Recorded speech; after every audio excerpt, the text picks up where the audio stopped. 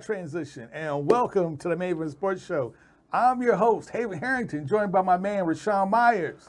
What's good, 502? How y'all doing? And in the middle, we got our man, Mr. UK himself, Devin Hall. What's up? How y'all doing? I'm doing good, man. And for those out there who don't know, Devin Hall is the 450th fastest person ever in a mini marathon. Right there, Devin Hall, my man. Yeah.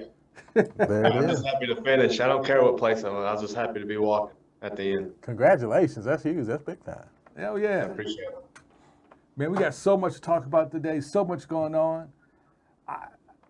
Let's go ahead and kick it off, and let's go ahead and start with all things the University of Louisville, the Beak with Teeth, the fourth quarter murderers. We give you the Louisville Cardinal football team, who once again found a way to lose the game in the fourth quarter in a heroic effort to Clemson. You know, it's interesting. And if you're wondering what I was doing over here, I was making sure all our good folks on Facebook are able to watch our live broadcast. So, you know, of course, any questions or suggestions or comments, make sure you guys are putting your questions out there so we can answer them. But it's interesting to me that I feel like the Louisville football team is they're trolling their own fans, because I've never seen a team find so many different ways to lose in gut-wrenching fashion. It's like they create a new storyline every week. It's like everybody says, you know what, I'm done with it, I'm quitting them, it's over. And then They get about hyped up. they get you pulled back in. They've always found a way to pull you back in and make you think, you know what, maybe this is the time. Maybe this It's time a we big got recruiting it. night. You know we got what? we got 10, 11, 12 four-star recruits in there. We need it loud. Well, Buy one, get one free on the tickets to Clemson. It was unbelievable. But I mean, the thing is, they played a good game. This is the whole thing. It's like Louisville has mastered the ability to play good football. And then as soon as you feel like you have all the momentum going your way, be like, you know what? Just never mind. We're Done. Yeah, it's frustrating, Haven, and being there at Cardinal Stadium on Saturday evening versus the most hated Clemson Tigers, man, have an opportunity. The worst Clemson team in 10 years, easy. I mean, An easy 10 years. you know, I mean, it's one of those things that you know that you haven't beat Clemson. People want to talk about it was a down Clemson year. People were going to celebrate that victory as if Clemson was undefeated, because that's the one team that Louisville hasn't beaten since joining the conference. So you have everything out there in front of you. You control the action for most of the first couple of quarters. You know, you have a lead going into the fourth quarter. It looks like Louisville's going to get it done. For 3/4 of the game, you had Clemson where you wanted them. Then you right on the ropes. You allow them to get back in the game. You allow Clemson to take the lead. Then not only do they take the lead, you fail to move the ball. You turn the ball over on downs. Clemson kicks a field goal. But you know what? You still have an opportunity. So you know, okay, it's a 6-point game. We got 2.5 minutes left, couple timeouts. Maybe we can make this happen. Maybe we can get down there, you know, maybe we catch lightning in a bottle. Louisville, lo and behold, has this They caught lightning in a bottle. historic drive, and they have these great catches, unbelievable plays, and everybody's like, oh my God, they're actually doing something. Oh my goodness, could this actually happen? Wonderful catch by, friend of the Main Event Sports Show, Justin Marshall, gets the ball down to the 2-yard line with an unbelievable play that gets overturned on replay. 2 yards from, history. This is Malik Cunningham's moment. Pee right down the leg. And could not get the Just ball. pee right down. in the end you have zone. 4 chances Oh, from the 2-yard line. Now, granted, and I'm gonna say crap. In Ned Flanders' defense, he said himself that he actually called some passing plays, but they weren't open, so they kind of left Malik the option, almost a run-pass option type of deal, of running the ball if it wasn't open, which he did. He ran the ball, and on those 4 downs, what you saw was, to me, just horrendous play calling. The first play, I'm okay with. They tried to run the ball to the power back. They tried to go over the tackle, but that play was blown up by the linebacker, so you had to take it wide. I'm going to tell you why I don't like that play call. First of all, you were In shotgun. running to the edge. You were in No, shotgun. the first one, they weren't really running to the edge. He was just trying to go over the Okay, tackle, but see- it was blown up, so he had no choice No, But to north go and to south. Jalen Mitchell's a 235-pound running back. Run the ball right underneath the center. I don't care if you have to use Malik as a lead blocker after he hands it off, but you have 6 inches, 12 inches. Well, here's the thing. Like I said, on the first play, No. they tried to run You it straight can't run him ahead. wide. On the first play, they weren't trying to run it right. They tried to run it straight, but they got blown up. Then you need to tell Mitchell that he needs to go north and south and get as much as he can. Well, because you're not a scat back. Well, they should have ran it. Oh, they should have either ran that play over again, and if not, they should have done a play action pass or a bootleg. Both of those, I believe, because Clemson, I honestly believe, was expecting to run the ball anyway, because you got 2 yards to go. You take the ball, play action pass, you pull it back, hit your tight end or one of your tight ends over the middle, should be a score. Or Malik takes the ball, takes a step back, runs toward the goal line, jump pass, a la Florida in the championship game, Yeah. touchdown. Those are, I think those are 2 plays, the 2 obvious plays that we didn't call. As a matter of fact, I'm gonna put my man Omni here to see if we can pull up, because we actually have footage of the last 3 plays. So the first one you can see here where they try to hand it to my man Mitchell, and it just gets blown up by Clemson's linebacker. It gets completely blown up. Cunningham. See, he's in the backfield. He has no choice but to take the ball. Mitchell. He's not fast enough. Outside. I understand that. That play I get. He got blown up. You tried to go north and south. They got blown up. I get it. You got to do what you can get. Absolutely. He's not fast enough to make it happen. So Yeah, so that's part okay. of that's on the offensive line, but yeah. also part of it's the fact that you don't have a package where you can take your quarterback under center. It's literally the same issues that we had with John L. Smith when he was here. How in the hell do you have Do you have a a football jumbo team package? where you have to go shotgun from the 2-yard line? You don't have any plays where you can take your quarterback under center and either sneak or put a fullback in the backfield, I formation, and run over. I hate that about that. Okay, you can continue now. You're right. You're right. And the next 2 plays were literally. If we look at this play here, we don't have the second down play, which actually was supposed to be a pass play. It wasn't open. So He's dragged down by R.J. tackle. Mickens, the strong So he safety. goes to the third play. Designed Third down. for this scenario. This was just a straight run. Call a straight call. Cunningham on the move. He gets stuck and stopped. It's Mickens again, and that brings up Success running 4th. over the tackle all game long. So now you try to go to edges when everything's constrained. With an athletic team, Yeah. in a compressed situation, you don't have a lot of space to deal with. That's why it's very hard to run wide. It's hard to run wide on Southern Mississippi. Okay, when everything's compacted down. Okay, but when you're trying to run against a team that's as athletic as Clemson, trying to out-athlete Clemson It's a mistake. is foolish. You got to get north and south. You got to go north straight south. ahead. And the 4th down play. Goal. Yeah, this is going to be the final play. 15 seconds. Nobody's open. Cunningham rolling. He decides to run, and He And goes even if you look at it, All the wide receivers are on one side of the field. There's nothing to the left side of the field. Well, You're not balancing out the defense. And there's no way that he could have saw the side of the field, because once he started running, you cut the field in half. You cut So you cut your own legs off from under you. Yeah, it was bad play calling. Especially when you know Malik's gimpy. I mean, my issue is this, is that I believe that Scott Satterfield. This is what we've talked about, and we talked about it on the radio as well. I believe Scott Satterfield is a good coach, but what I've seen of Scott Satterfield is that while he's good in preparation, he's good in the teaching of the game. He's good in seeing an opponent and trying to devise that game plan. I would agree. But his issue, the man gets into high pressure situations and completely has the yips. He gets very apprehensive. We already know that he's classically not a very aggressive risk taker to begin with. He always kind of errs on the side of caution. So we know that about him. But when he gets into high pressure situations, when you have continually this is not just this year problem. Every time he gets into a situation where, you got to convert a third down or you got to get a defensive stop. Louisville has more times than not has just completely went with not only just tough luck on not making a play, the completely wrong play call or the completely incorrect defensive setup. And these were the first one I think was okay. That got blown up. I get it. But the other 3 play calls on the goal line, bad. And if you're gonna throw a pass play, you better tell Malik Cunningham to at least attempt to throw the ball. You have to throw the ball. Let it go. Out the back end zone. I mean, you got Justin Marshall. He's 6'3". He's got size. You have one of the best tight ends in the ACC in Marshawn Ford, and you did not give any of your guys an opportunity, at least on that 4th down play call where Justin Marshall makes the miracle catch. He threw it. You didn't have a choice. It was 4th down. But you're telling me you don't throw one pass into the end zone.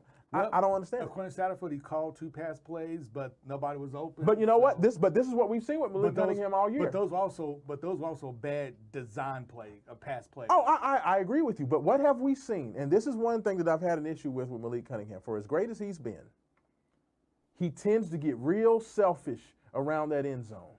We've seen it on read option plays where the option to hand the ball to the running back can sashay right in, but we'll see Malik pull that ball and try to shake 5, 6, 7 people so he gets the glory of that touchdown.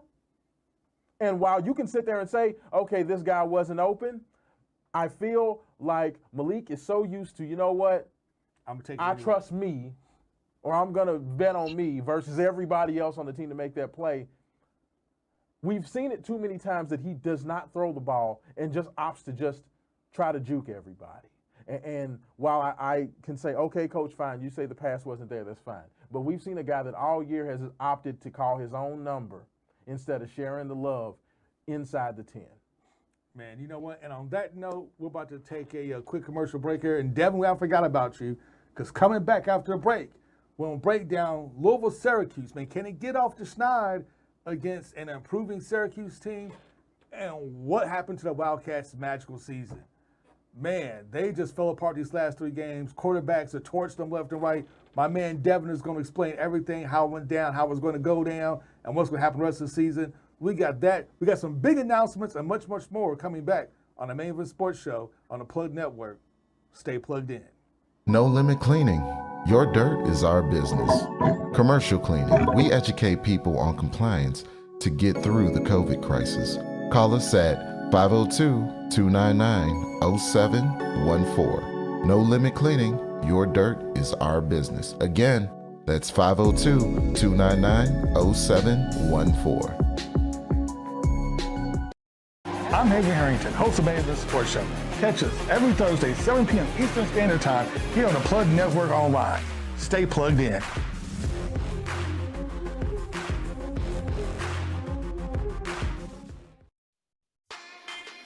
Want your brand or business featured on the Plug?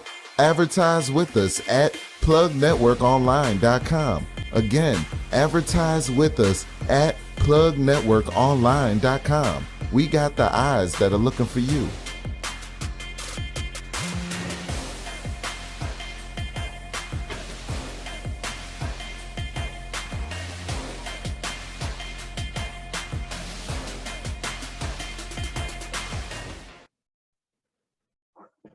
Changing Image Barbershop is your best choice for your family haircuts. Just off of Hikes Lane in the Bardstown Square Shopping Center. Changing Image Barbershop has lots of parking and plenty of seats inside with a great family environment where every customer is treated professionally and like family. They specialize in the newest styles and cuts. Changing Image is the best barbershop in the Ville. They now have a braider and over 15 barbers available to you. Call them at 502-907-0010 or visit them at 2251 Hikes Lane in the Bardstown Square Shopping Center.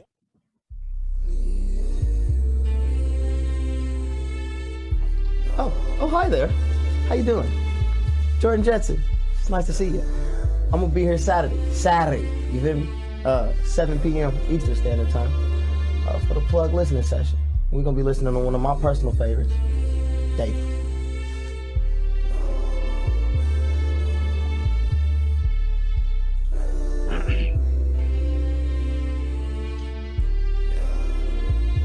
You must harness your power.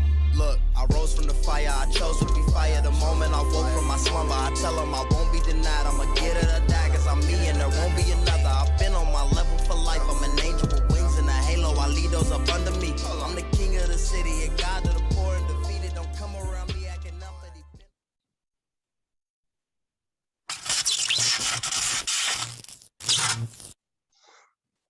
he Hi, my name is Renee Unique with Unite Louisville on the Plug Network Online. Check me out every Friday at noon on your lunch break. Stay connected and stay plugged in.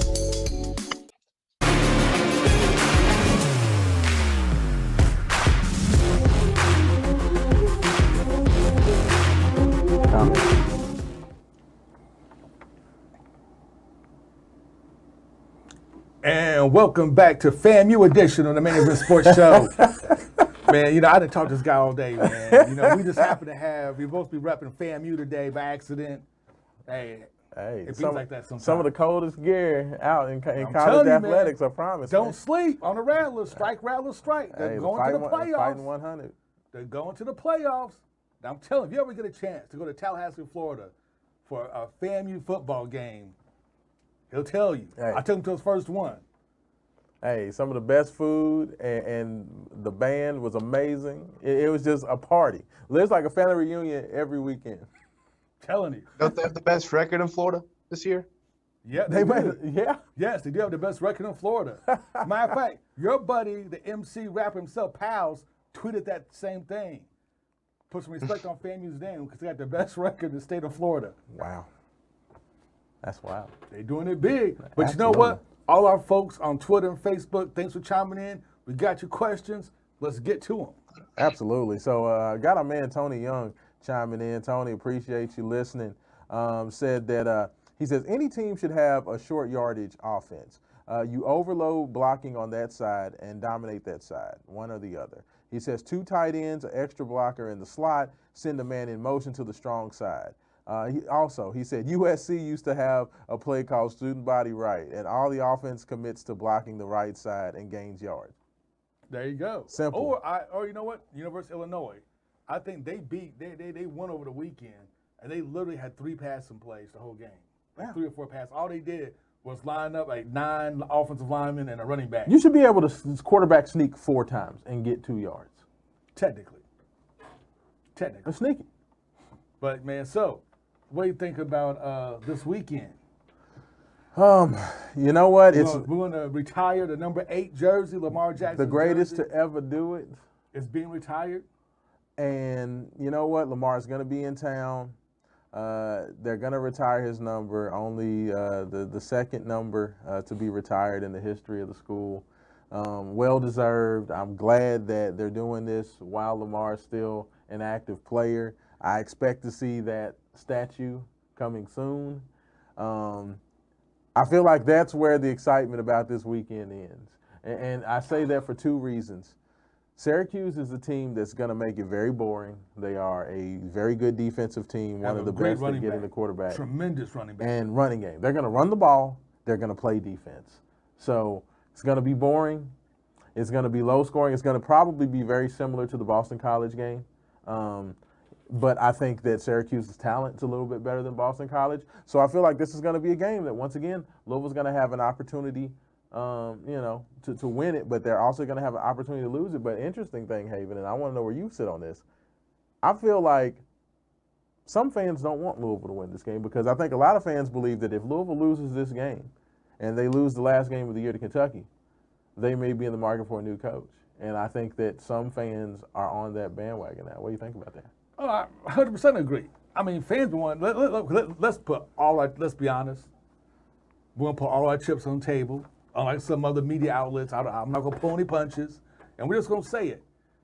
And I said it before. I said it on the radio show last week. And for those who don't know what we're talking about when you say radio show, every Saturday morning from 9 to 11, you can catch me, Rashawn, our man Joe Kelly on Wake Up 502 with Rashawn Myers on Big X Radio 1450, 9 to 11 every Saturday. This Saturday we'll be on there breaking it down some more.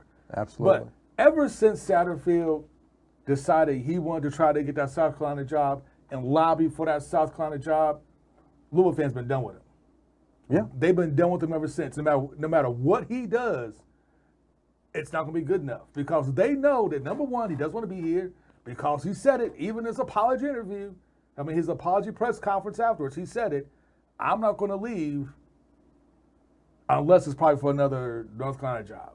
What I'm proud of with this radio show is that while other stations and other shows have gone out of their way to trip and fall over themselves to look extremely foolish, acting as if the Louisville fans forgot about it.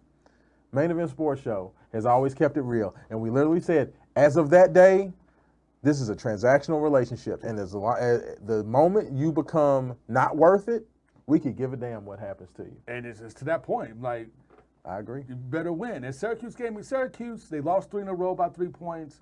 They won 3 in a row. They're on a 3-game winning streak right now. Watch out. I mean, honestly, Syracuse like really a good team. They're an ACC team. What does that mean? They're average. Hey, they're 5-4 and Louisville's 4-5. They have a better record than Louisville. They're an average team. This is a team that you would think on most years Louisville should easily win. This is not most years. Louisville should win the game. But there's going to be an opportunity at Louisville. I want to make a prediction, but I can't because I have no idea. I mean, because we could be up by 15 points going to the fourth quarter. That does not mean anything. We've been outscored in the fourth quarter 18-0, 16-0, and I believe another like 17 or 14-0. Yes. So we've been outscored like 49-0 in the fourth quarter in our last 3 losses. So who knows what's going to happen? But I do know what's going to happen, though, down the road. Kentucky's going to beat Vanderbilt. But, man, their defense, not the entire defense, let me phrase, their secondary is trash. They got tossed up. Okay, getting tossed by Georgia, that's excusable. But getting tossed about a dink and dunk from Mississippi State. And then last week, man, gave up 2 75-yard, 2 drives, 2 75-yard passes. I just want to mention that on said morning show, one guy picked Kentucky to win that game. I did. One guy picked Tennessee to go ahead and get it taken care of. That was him. So, I mean, but you would think, you have like 40 minutes, like 46 minutes of time possession, and you score, 42 points, 43 points. You would think you would win the game. You would think. You would think that's enough to win the game. But Kentucky's secondary, oh God. Devin, what's happening? What's going on with you? What is the state of UK right now? How are fans reacting to the loss? And what do the prospects look like moving forward? Is Vanderbilt even a question? Because I hear people saying that definitely Kentucky's going to get it taken care of. What are your thoughts? Well, to go back, before we get to the Vanderbilt part, let's go over these last 2 games. When we look at Mississippi State, our defense didn't play horrible. I mean, it did have a down game compared to what we've been playing, but the offense in Mississippi State, 3 interceptions, 3 fumbles from Rodriguez. One of them was recovered for a fumble. I mean, our turnover difference is the worst in the nation. That's killing us right now. Absolutely killing us. I mean, everybody talks about Levis being a strong thrower, strong arm. You look at he had like 14 touchdowns with 9 interceptions before this last game. Ooh, so he has 10 interceptions now for the season. Rodriguez has been butterfingers all year. Then when you look at Tennessee, offense dominated. I mean, Levis played a hellacious game. Rodriguez did good. Wandale did good. Isaiah Cummins had a coming out party. I mean, the offense was great, but the defense, like you said, that secondary, horrendous. The screen pass for 70 yards to Velus Jones. Then they had the other one where we got the 3rd down. Then Peyton, I think that was his name, who got the other 70-yard touchdown. I mean, I don't know. It just feels like each of them flip-flop. One of them have a great game. Like the offense can be good, the defense will be bad. Defense is good, the offense is bad. We need to have that consistency on each side, And, I mean, I feel like we'll get it done with Vanderbilt. Of course, you just can't overlook a team, and they're an SEC team, but they're way bottom tier. I mean, if we slip up and have the turnovers destroy us again, like in Mississippi State, they could slip up and beat us with how we've been playing, We just got to find the confidence and, I mean, beat them. Then we got New Mexico State, and then it's the big game, the big rivalry game. Man, I went and perused several of the UK message boards, and the level of disappointment is just through the roof. And I understand why UK fans are disappointed, because SEC is down. Haven, 2 weeks ago, Kentucky was literally one of the teams that were being projected by one of the guys on ESPN to be in the playoff. Kentucky was looking at worst an 11-1 season, being a magical season, a New Year's Six bowl maybe.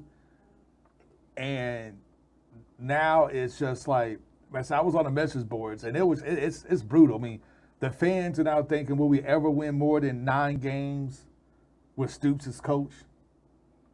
Because he's been here for a while and he's never clipped that 10-win mark. And Winning in college football is intoxicating. Louisville fans went through this during their magical season with Lamar, when Lamar won the Heisman. And for those couple of weeks where you start to creep up and you're in that bowl championship conversation and you're in the playoff conversation. It's like Coke. That's an intoxicating feeling. So once you get that, listen, man, when you come down, ain't no high like that. You're like Pookie from New Jack City. They're calling me, man. They're calling me. I'm telling you, it's just. Ooh, Devin. So let me ask you yourself, like, what do you think? First of all, a lot of people want to say, you know what, it's the same old Kentucky. They got a couple of breaks. They took advantage of a down Florida, a down LSU. You know, all the talk early in the year where there was just so much excitement. It just seems like the dejection is full bore right now. Where are you with this team? Do you think that they can bounce back, or do you think that the attitudes are going to continue to go south? Like, do you think that this can still be reclaimed as a big time season for Kentucky? I mean, I still believe it can. I mean, for what Kentucky fans have been through in the football world all of our lives, for as long as I've been around, it's just been, besides, of course, back when we had Woodson and them, that was a great time for us. But then ever since that, coming to now, it's been horrible. But to have the 9-win season with Benny Snell and them, then we're going to have another potential 9-win season this year, maybe 8, with us getting to 8 to 9 wins. Maybe the 10 will come whenever these bigger stars that are coming in right now, you get a few years in them. Maybe by that time we'll be getting 10, maybe 11 wins. But at least we're growing.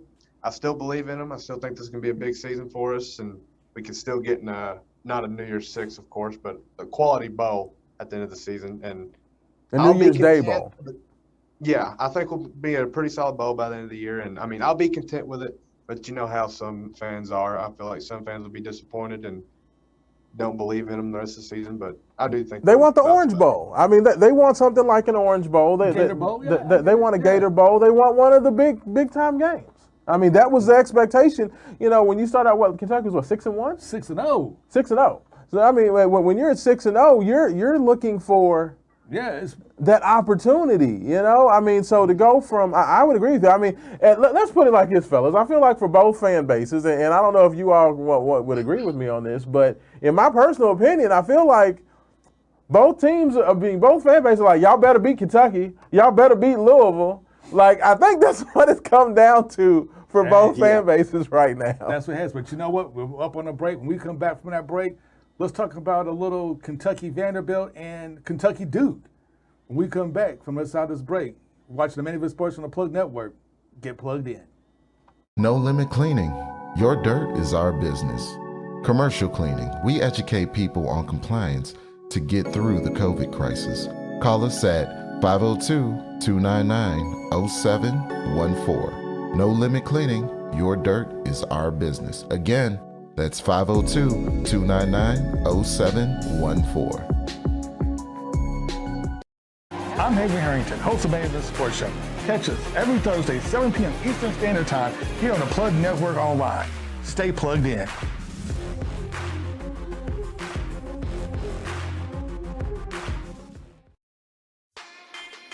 Want your brand or business featured on The Plug?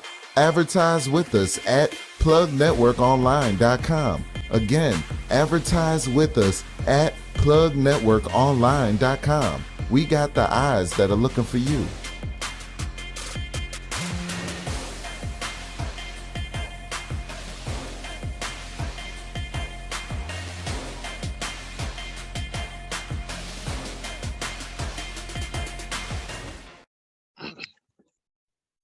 Changing Image Barbershop is your best choice for your family haircuts. Just off of Hikes Lane in the Bardstown Square Shopping Center. Changing Image Barbershop has lots of parking and plenty of seats inside with a great family environment where every customer is treated professionally and like family. They specialized in the newest styles and cuts. Changing Image is the best barbershop in the Ville. They now have a braider and over 15 barbers available to you. Call them at 502-907-0010 or visit them at 2251 Hikes Lane in the Bardstown Square Shopping Center.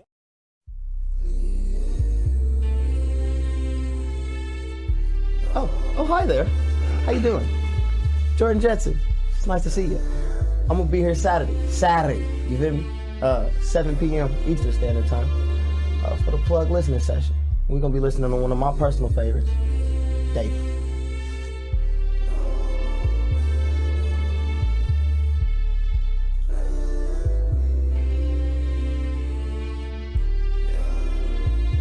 You must harness your power. Look, I rose from the fire, I chose to be fire. The moment I woke from my slumber, I tell them I won't be denied. I'ma get it or die, cause I'm me and there won't be another. I've been on my level for life, I'm an angel with wings and a halo. I lead those up under me. I'm the king of the city, a god to the poor and defeated. Don't come around me acting up.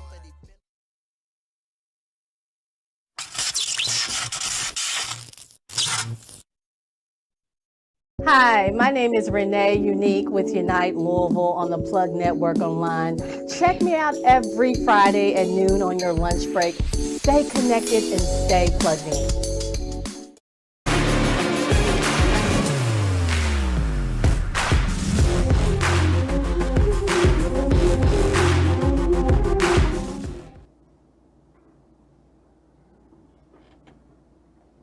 And we are back on the Maven Sports Show.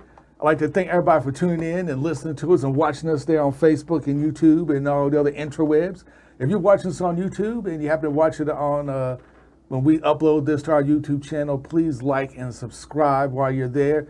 And also, I'd like to thank all our Patreons for making our show possible. Got my man Al Simmons, Richard Jones, Cian Banez, John Rico, Jessica Evans, and my man Asad Nuwabi.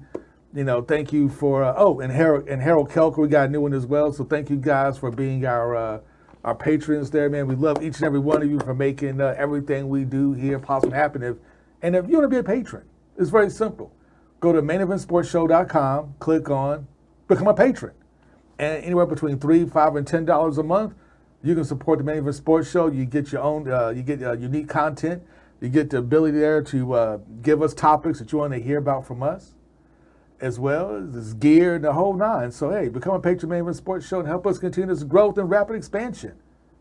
It's all because of you. Main Event Nation, baby. There we go. Now, let's talk about the thing that all U of L fans and UK fans really care about, the return of college basketball. Yes. And Tuesday night, I don't know why they chose Tuesday night. I get it because it's not a football night. It's just MACtion night. So I guess they figured we could pee on the MAC conference and start college basketball up. No one cares about MACtion unless you live in Ohio. Yeah, pretty much.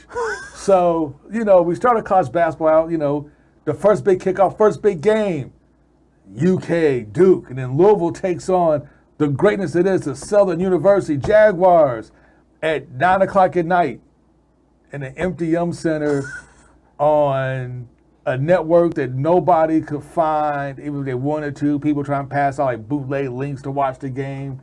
None of my links work. I was one of them people. I was one of them too. So nobody could watch it or watch like the next day. ACC. Hey, I'm just going to ask you, hey, tell me why we live in a world in 2021 where literally I could not watch the game live. And forgive me, Devin, I had to sit there and watch UK and wait for that game to end. As soon as the Louisville game got done, then I was able to watch on the ESPN app, but I couldn't watch it live on the ESPN app. It's the dumbest thing in the world. It is. Especially for a marquee basketball program in the number one basketball, maybe the number one basketball conference. That's debatable after Virginia got tossed up. I miss Don Russell, Navy. Channel 11. What happened to Channel 11? Watching the game. DRB. You feel me? Cheesy announcers. Home crowd, like. So anyway, let's watch this UK do. After UK having their trials and tribulations with Miles College, the powerhouse that is Miles College, and being down by 7 at halftime and squeaking out a win against Miles. I must admit, UK bounced back against a much, much bigger Duke team, and I thought held their own very well. I mean, I was watching the game, and correct me if I'm wrong, Devin, because you're the UK expert here, but it seems like UK was giving Duke everything he wanted, but Duke's size and length was just too much for UK to overcome down low. Yeah, I mean, I feel like we played with them in the first half, of course. In the second half, they did pull away because of their size, but we didn't make any adjustments. Like Kills, is that his name? Trevor Kills? Yeah, yes. For Duke. Point guard. Dude's a beast. Oh, he's a tank. He's massive for a point guard. And I mean, Severe, he had a very solid game himself. He's just so small compared to Kills. Kills was just destroying him on the drive, getting to the rim like it was nothing. And I mean, what you do with that, me and my dad talked about this, you got to play zone. If we put zone down there, of course, Oscar's undersized, but put up 20 and 17, he's a ball hawk, and he's just a brute, you know. But you put him down there in the middle, Kills potentially doesn't get to the basket as easy on a 2-3 zone or whatever you want to play, of course. But you just got to have that help down low. Bencaro, I think that's how you say his last name. Yeah. He looked amazing. 6'10", KD-like, shooting from everywhere. Wendell Moore, Jr., he looked great coming back for a second year. I mean, Duke's a very good team. I think they just made the right adjustments at the end. And, of course, the size was a huge factor. But, I mean, this team for Kentucky, as the season goes on, just like every year, I feel like this team's going to get good. They have the talent for sure. Grady, he's a sniper. We got to get him in. We need Dante Allen to play, the Kentucky boy. Don't know why he doesn't play. The defense thing, it doesn't work because Jazang's out in UCLA balling now, and that's what he said. That's what Calipari said about him. So let's just see what happens the rest of the season. Cal's got to work with the team correctly and just not put them in jambles like usual. Yeah, I think that, first of all, Champions Classic was once again an amazing event. It was awesome. I agree with you. Kentucky definitely put out a better showing than what they did in either of the exhibitions, versus Kentucky Wesleyan, versus Miles College. I thought they were very lethargic. They didn't play any defense. And it could have been competition related. The thing I worry about is, why didn't I see that energy and effort in those games that I saw against Duke? Because the one thing you don't want to get into is a situation where you have a team that's not taking their competition seriously, because what if you play a Georgia on a Tuesday night?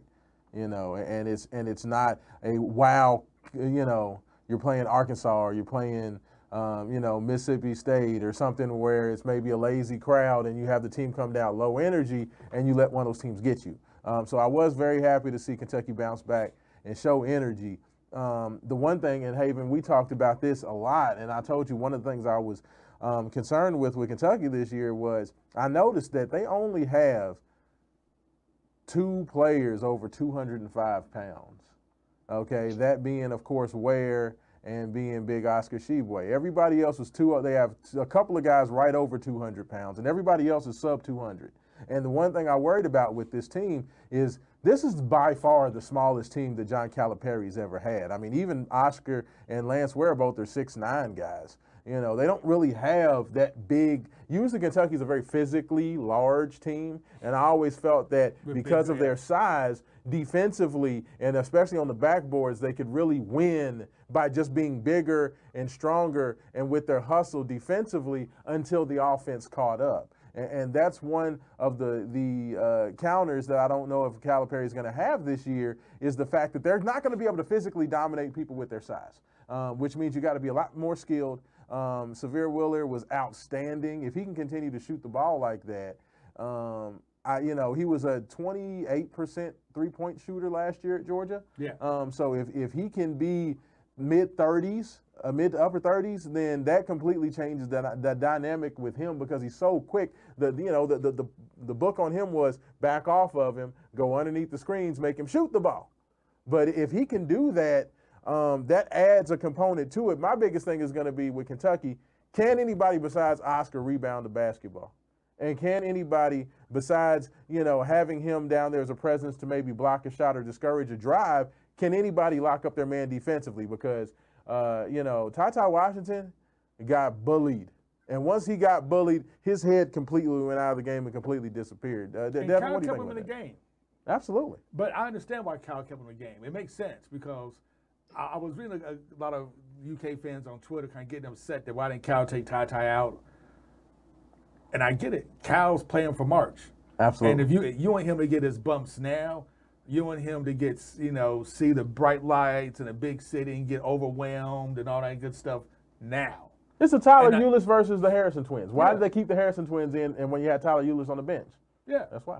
That's why. And I think from watching Ty play, he has the skill. I mean, he's small, but he has skill and ability. And I think this will really pay off come SEC tournament time. I think you're going to see a different guy at running a point. The same thing with Teague. When they had Teague. I mean, Teague in the beginning of the season was trash. Yeah. But by the time he got to the tournament, he was like a completely different point guard. And Ty can shoot the ball. I mean, that's a skill that if you can shoot the ball, Ty, Grady, and Dante Allen are probably the three best shooters on the team. So you got to have two of those guys out there. Throwing C.J. Frederick in there as well. That's 4 shooters right there. Yes. There you go. I mean, Cal's, we might not need that dribble drive this year. We got to do a perimeter-based offense this year, of course, because of the size. Oscar's going to get the rebounds, but like you said, nobody else is. I mean, he'll put in the effort and stuff. He's still raw. Collins is he's like a pole, man. I mean, he's an athletic freak, but he's got to fill out. Hey, Devin, who's skinnier? This year with Collins or Perry Stevenson? I'd have to say Collins for real though. I mean, Perry was a string bean too, but Collins, man, it's like a pinky, man. He looks malnourished. Now, talk about the Cats win. Let's talk about the Cardinals. The Cats lost. Let's talk about the Cardinals win against Southern, where the Cardinals struggled mightily against the mighty Southern Jaguars. Hey, I tell you what, Southern came out. They played with energy, as you would expect. They came out. I don't know what it is about opponents playing and shooting on those Yum Center rims, but it seems like every team that comes into the Yum Center shoots about 30 points higher on their three-point shooting. But it was a game where you're breaking in a new system. 19 turnovers in the game. You didn't have Chris Mack. But what I did like about this, and this is something that the fans are going to be used to. People ask why this guy doesn't play, why that guy doesn't play. This is the joy of having a deep team. Louisville has 12 guys that they can play. So you basically just roll with whoever's having the good games. In this first game, it ended up being Matt Cross and Sam Williamson, as well as Noah Locke. Those are the guys that were hot. So you ride with those guys. But it could be a different set of guys every night. Jalen Withers didn't have it. But guess what? Louisville has the opportunity to have Cross go in there and have it. DeAndre Davis didn't have it the first night. Didn't play a great game. But then you have Sam Williamson that can come off the bench. This is the thing that you like. You had Jarrett West had the great game in the first game as the point guard. Next game, it could be El Ellis. This is the thing that you have to get out of. Why is this guy not playing good? Why is that guy playing well? To me, another thing is, that's it. When you have a deep team, it also puts more pressure on the coaching staff to figure out what guys play well with other guys. Mm-hmm.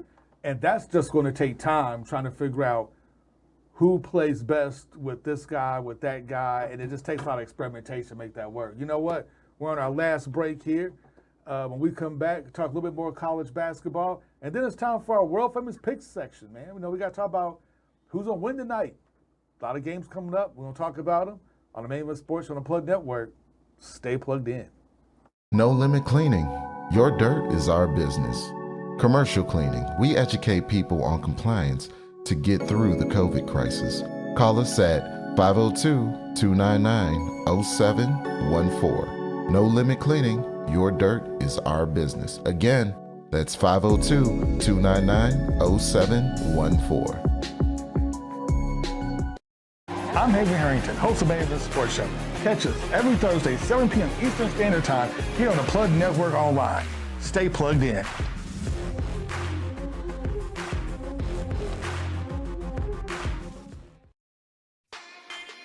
Want your brand or business featured on The Plug? Advertise with us at plugnetworkonline.com. Again, advertise with us at plugnetworkonline.com. We got the eyes that are looking for you.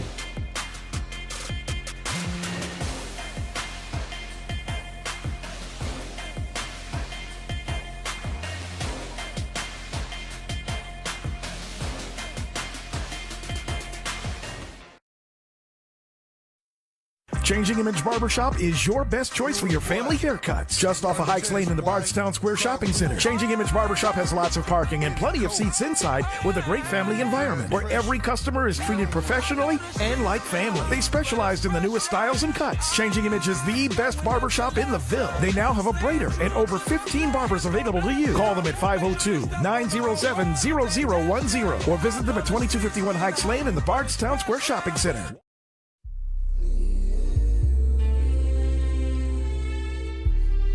Oh, hi there. How you doing? Jordan Jetson. It's nice to see you. I'm gonna be here Saturday, you feel me? 7 p.m. Eastern Standard Time for the Plug listening session. We're gonna be listening to one of my personal favorites, David.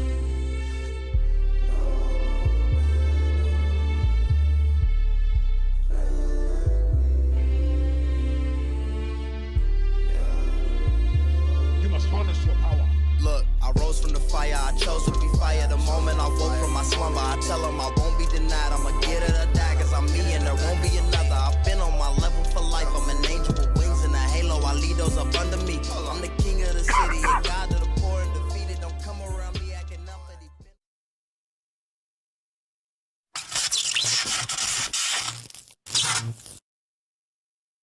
Hi, my name is Renee Unique with Unite Louisville on the Plug Network Online. Check me out every Friday at noon on your lunch break. Stay connected and stay plugged in.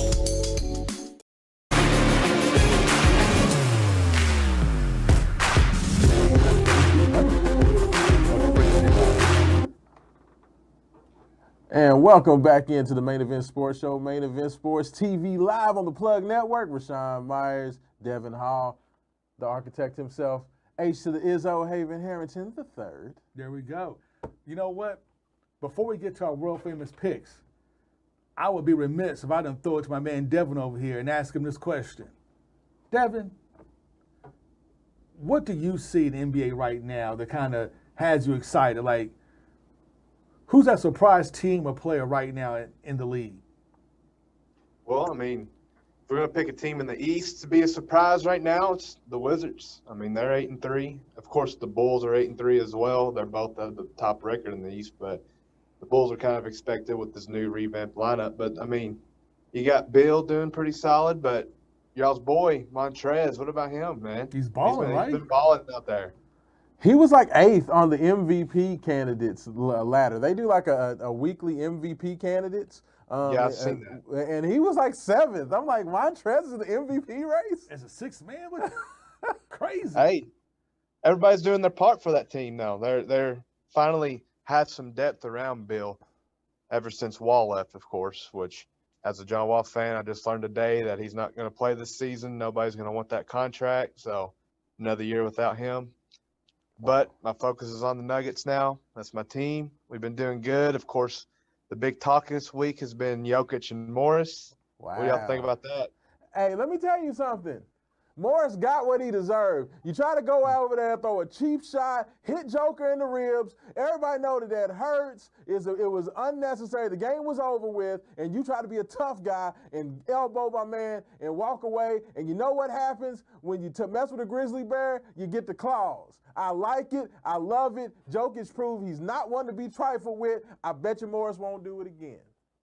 Hey, he bullied the bully. I loved it. I'm just like, this is a weak 2000 era's basketball.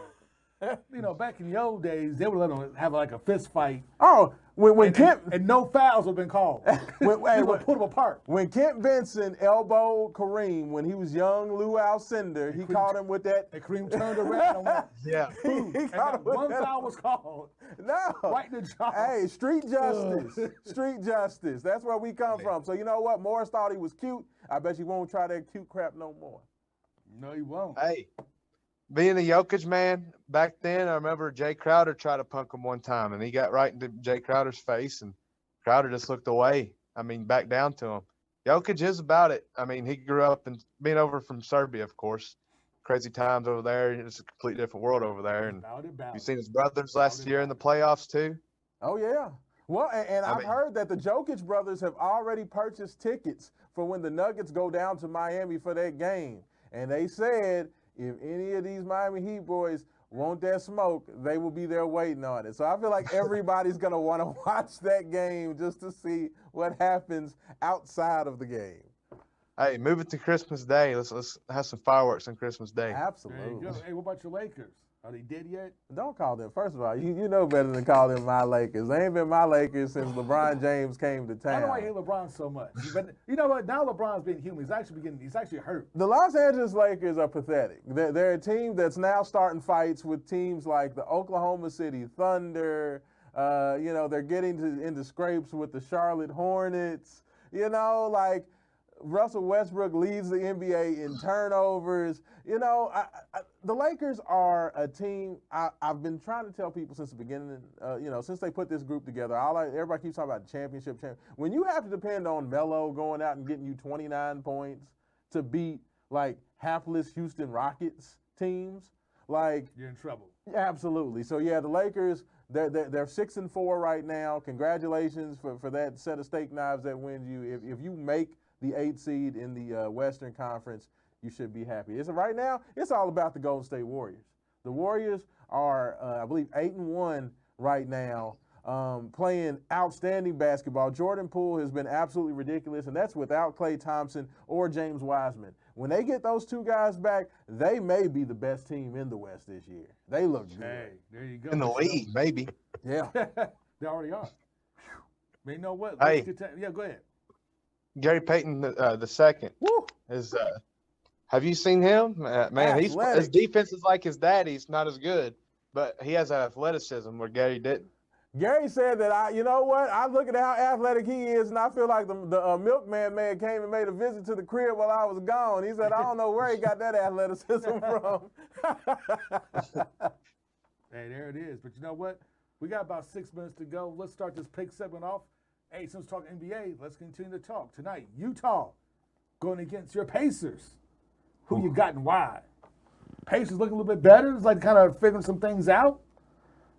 Yeah, you know what? I feel like the Jazz are trying to make a run. Okay, last year was the year where they had the great record and they had the #1 record in the NBA. We kind of saw this with the Milwaukee Bucks a couple years ago, where the Bucks had those couple of years where they were really a hard-playing team in the regular season, but couldn't get past the second round. The Celtics beat them 2 years in a row. The Jazz have now gotten to that point to where they had the best record. They end up getting knocked off by the Clippers in the second round. And they're focused on being good when it counts. And part of that is taking care and winning games on the road. I feel like the Jazz are going to take care of the Pacers. Rudy is playing well. Donovan Mitchell, the last 4 games, I believe, is averaging almost 30 points per game. Right now, he's sitting at 6th in points per game scoring average at a little bit under 27 points. Give me the Jazz. You know what? I'm going to take the Jazz because I don't like the Pacers. But there we go. Fair. And can I just say, I'm so happy that Isaiah Jackson is no longer playing for your Kentucky Wildcats. Dude went from the most athletic dude in the SEC to the most athletic dude on that Pacers roster, immediately. He's a monster. Has he got to play much? He plays. He does not start. He's one of the guys off the bench, but I swear he gets a highlight dunk almost every game off some alley-oop or some ridiculous play. Hey, he'll be a slow process, but Chris Duarte, he's been a good surprise for y'all. Absolutely. So, but y'all both take the Jazz. I think the Jazz are a better team for sure, but I'm going to go with the Pacers this time. I think they're going to defend home court. All right, here we go. Pacers got it. Thursday Night Football, Lamar Jackson, the Baltimore Ravens, going down to the greatness it is. I'm going to say Duval County, that's Jacksonville. Going down to Miami, the bottom. Dade County. To take on the greatness that is the Miami Dolphins and Tua Tagovailoa. Yeah, okay, Baltimore all day. This will be the first game where the Ravens should have their complete complement of players. All of their tight ends are finally healthy. I can't think of the number 85 tight end, the big guy, the big blocking. Andrew? Not Andrews. It's the blocking tight end. I can't think of the guy. I think it's Hurst. I think maybe. Hayden Hurst. Yes, he's back. You have finally all of your wide receivers back. Bateman's healthy. They should get Watkins back. So we're going to see a fully operational Death Star offensively this week for the first time. So add that to the fact that the Dolphins suck. Ravens by like 1,000,000 points. Yeah, Ravens by. Go ahead, my bad. No, you're good. Go ahead. I was just gonna say Ravens by however they want it to be, and I mean the Dolphins suck this year, and I hate it because I'm a Brian Flores fan, and I hate that this is gonna put him on the hot seat. But it could potentially lead him to a better position or the better team later down the line. But that team's just I don't know. I don't believe in Tua. I think Tua's not gonna live up to the hype, and Ravens by let's say 3 touchdowns maybe. Oh, wow. I agree. I mean, it's Nick Boyle, by the way. Nick Not Boyle. Hayden Hurst left. He's with the Falcons now. Well, it's just so sad, too, because, like, last year the Dolphins were one game out of the playoffs and made a big run, and you would think and say, this was their year to kind of make that turn and move up to the next level, and instead of going up to the next level, they stumble back down the stairs to the basement. Yep. It is what it is. They did a Wile E. Coyote on us. They just can't stay healthy. I mean, they've had issues with injuries, issues with offensive line play. They haven't been able to find a running back since Jay Ajayi a couple years ago came out of nowhere and went crazy. And, Devontae Parker out every Always other hurt. week, Yeah. always hurt. They can't get it. They can't do right. So next up, UK, Vandy. I'll go first on this one. I'm going to go with UK because Vandy's horrible. I'll have to parrot that. Vanderbilt just collects a check. They like the person that stays at home, don't work, and just collects a check. That's Vanderbilt They're in the welfare SEC, queens man. Of the SEC. They just there. They there so they don't get fined, man. They're your rich uncle that just lives off his inheritance and never worked a day in his life. That's Vanderbilt. Ain't trying to work, don't want to work, don't need to work, and don't care to work. We're just here, baby. That's it. Get the check. Yep, I think 3-game losing streak ends. It's just simple as Haven put it. They suck. But like I said, you can't overlook them. We got to come in, execute everything correctly. But I think we'll win a couple touchdowns or more. There we Especially go. how the offense looked last week. So, agreed. Here we go. Big game. Saturday, we're going to retire Lamar's number. Louisville, Syracuse. One's on a 3-game winning streak. One's on a losing streak. Who you got? I picked Clemson to narrowly hold on to beat Louisville last week, and that ended up being correct as much as I hated it. I think that Louisville's going to get the win. I've been thinking that they're going to get the win. I think they're going to make this game a lot harder than it has to be. But you know what? When you're retiring arguably the greatest offensive weapon that college football ever saw in Lamar Jackson, even though nobody wants to admit it because he played at Louisville, you owe that man a performance. So go out there, get the win, take care of business, and make it fun. Hurdle somebody. Make it fun. I need Malik Cunningham to have a Lamar Jackson day. 4 or 5 touchdowns, a couple of running touchdowns, throw three touchdowns. Let's have fun. Can we have fun for once? You know what? I think Louisville also gets it done. It's going to be a tough game, tight game, just like you. I think it's going to be closer than what it should be. Hopefully Louisville has a size enough lead into going into the fourth quarter that they don't pee on their legs and get caught. I don't think the Syracuse Orange been having the firepower to catch us. I've been wrong before about this team. I'm going to go Louisville by 5. Fair. Yep, I think another losing streak ends. I think Louisville's got this one just simply due to the fact that crowd's going to be rocking. Stadium's going to be packed because Lamar's going to be there. The aurora of Lamar being on the sideline with the team. I feel like they're just going to live up to that, come out, smack Syracuse by maybe 10. I'll give them 10. My man. I think they're going to come back. There it Hey, is. I'd like to thank everybody for tuning in to Main Event Sports on the Plug Network and like the end of every show without any struggle. There is no progress. Peace. No Limit Cleaning. Your dirt is our business. Commercial cleaning. We educate people on compliance to get through the COVID crisis. Call us at 502-299-0714. No Limit Cleaning. Your dirt is our business. Again, that's 502-299-0714. I'm Haven Harrington, host of Main Event Sports Show.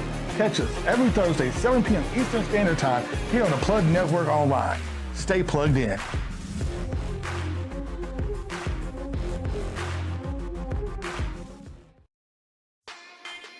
Want your brand or business featured on the Plug? Advertise with us at plugnetworkonline.com. Again, advertise with us at plugnetworkonline.com. We got the eyes that are looking for you.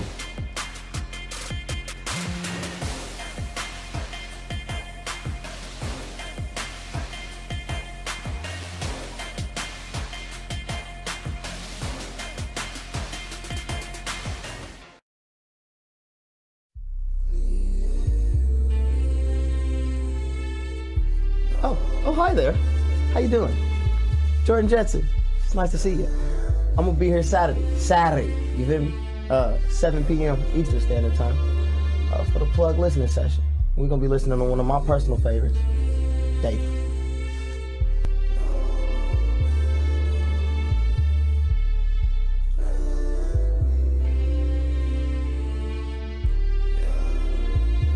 You must harness your power. Look, I rose from the fire, I chose to be fire. The moment I woke from my slumber, I tell them I won't be denied. I'ma get it or die, cause I'm me and there won't be another. I've been on my level for life, I'm an angel with wings and a halo. I lead those up under me. I'm the king of the city, a god to the poor and defeated. Don't come around me acting uppity.